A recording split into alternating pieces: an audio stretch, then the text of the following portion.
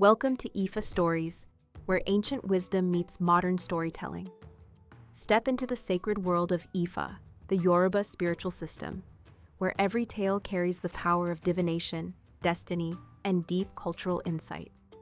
Join us as we unravel the mysteries of the Orishas, the divine forces guiding our paths, Orunmila, the Erin Moles, and many more. Each story is a bridge between the past and the present, weaving timeless lessons that inspire, enlighten, and transform. Embrace the wisdom, honor the tradition, and journey with us into the heart of Ifa. Subscribe now and let the stories guide you. To explore full Yoruba stories, Ifa teachings, and ancestral wisdom, visit our website, www.ifastories.com. Step into the sacred path for more resources and information. The birth of Osa Meyi. Story: Osa Meyi ran into the womb of the first woman he encountered while fleeing from ԻYΑΜI ՕΣΟΡΟΝΓÁ. He did not realize he was escaping the frying pan, only to fall into the fire, because the woman who would become his mother was a member of the cult of witchcraft. He had come to save a man whose wife had made preparations to offer him as a sacrifice to the Age. When Osa Meyi was born, he would always cry late at night, but no one knew the reason for his nocturnal weeping. His father was a legbo, uninitiated man, who had no knowledge of what was happening. As soon as Osa Meyi cried, the parents would wake up to comfort him. Only the mother knew why the child always cried at night. He cried to interrupt the ritual process of turning his father into food for the witches' cult. This continued until the child grew old enough to speak. When he grew older, instead of crying at night, he would shout the name ԻYΑΜI ՕΣΟΡΟΝΓÁ, instantly waking the mother and causing her to abruptly abandon the night ritual, which involved sacrificing the husband. This happened on a specific day of the week. One night, the witches summoned the mother to explain why she kept abandoning the gathering abruptly. Whenever she was praying with the goat, she used to transform the husband into a goat before trying to kill him, as witches do not kill humans unless they first transform them into animals. She explained that her son, at that precise moment, would shout the name of the mother witch, ԻYΑΜI ՕΣΟΡΟΝΓÁ. She was instructed to bring her son to the next gathering, which would be the General Assembly and the feast day.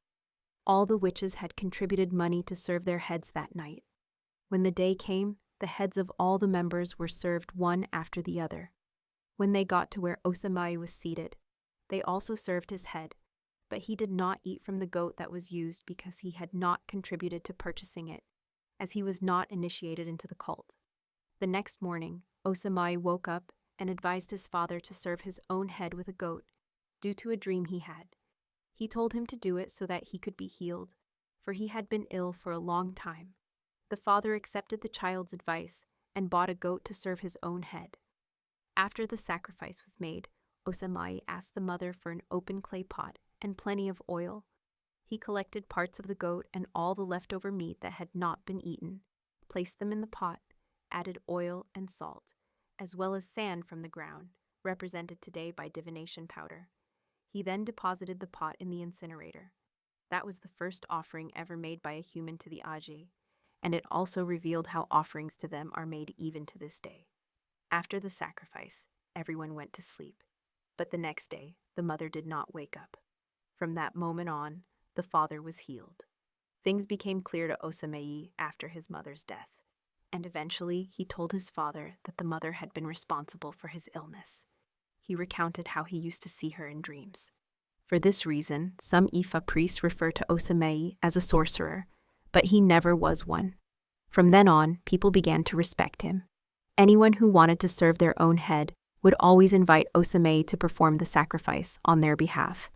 He could attend meetings with witches from the very moment his mother touched his head with the witch's staff, which allowed him to accompany her to their gatherings.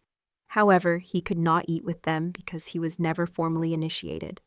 To this day, it is still possible for a neophyte to attend witch gatherings using similar preparations, without being formally initiated into their cult.